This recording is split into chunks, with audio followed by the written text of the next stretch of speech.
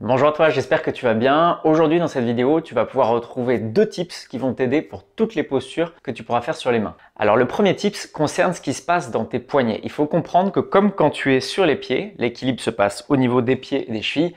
Quand tu es sur les mains, l'équilibre se passe au niveau des doigts, de la paume, mais également du poignet. Une erreur qui est souvent faite, c'est que souvent quand on se met sur les mains, on va penser uniquement à pousser avec les doigts et non pas avec tout le poignet.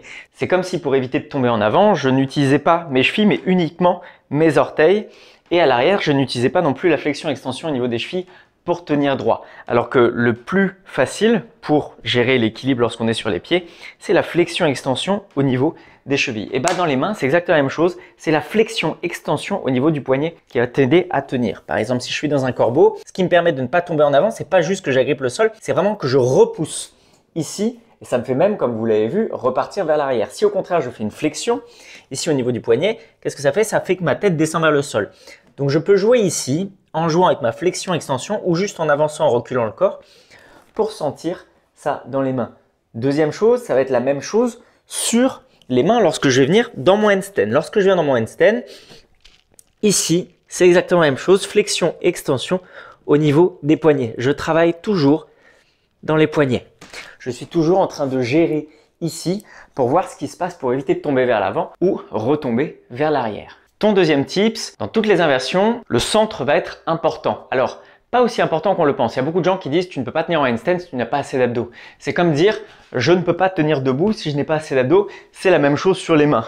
À partir du moment où on tient dans une planche ici, on a largement assez d'abdos pour tenir sur les mains.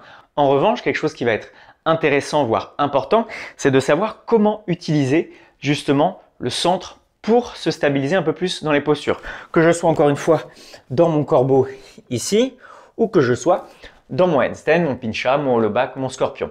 Alors, ce qui est important avec le centre, c'est vraiment le fait de l'engager et de rentrer ici, d'avoir une protraction des omoplates, que je sois sur les mains ou que je sois ici. C'est-à-dire je ne veux pas avoir le nombril sorti, je veux plutôt avoir le nombril rentré, mais c'est surtout au niveau ici du bas du sternum, entre les pectoraux que ça se passe. Je veux rentrer ici, pousser mes mains vers l'avant et vraiment avoir cet arrondi du dos.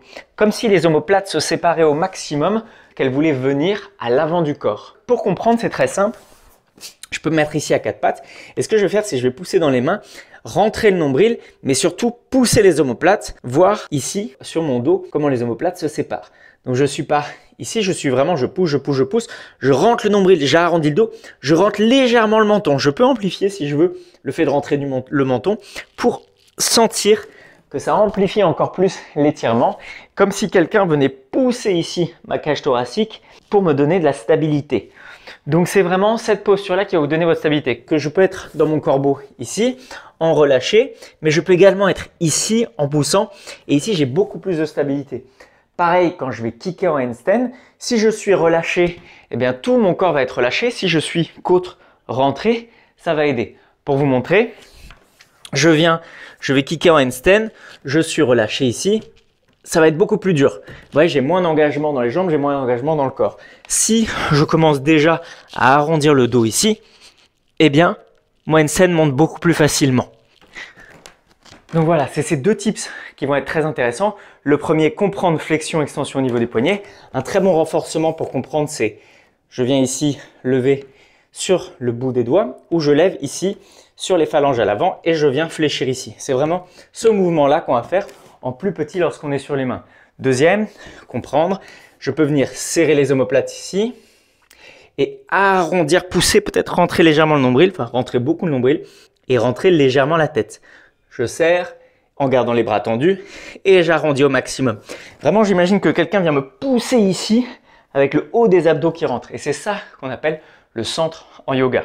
Voilà, c'est tout pour ces deux tips. Si vous prenez ces tips et que vous les appliquez dans toutes vos inversions, vous allez voir, il y a beaucoup de choses qui vont se débloquer très rapidement. Vous pouvez retrouver un tutoriel gratuit pour la posture du corbeau, celle que je vous ai montrée dans le lien dans la description. Et vous pouvez également retrouver beaucoup plus de tips, que ce soit sur toutes les inversions en yoga, mais également pincha, handstand, hollow back, scorpion, dans les deux programmes dédiés à cet effet. Ils sont bien évidemment tout niveau, donc n'hésitez pas à les consulter. Pour ma part, je vous remercie d'avoir suivi cette vidéo. Je vous souhaite une excellente journée et un excellent moment sur les mains. Je vous dis à très vite. Ciao!